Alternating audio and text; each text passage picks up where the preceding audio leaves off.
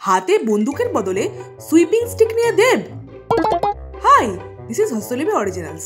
এখন আপনাদের সাথে আলোচনা করব সদ্য প্রকাশিত টেক্কা ছবি দেবের লুক নিয়ে।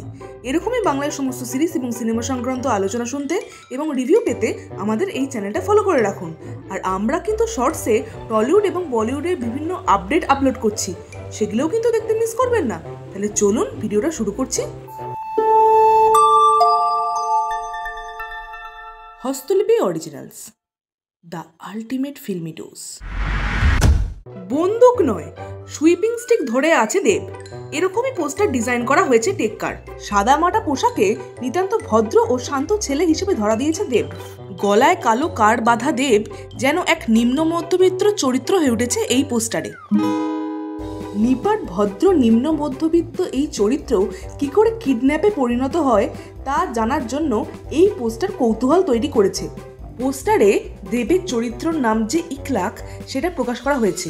ব্যাকগ্রাউন্ডে একটা মিউজিক বাজছে, সেটা একই রকম, তাই সেটা সম্বন্ধে নতুন করে বলার আর কিছু নেই।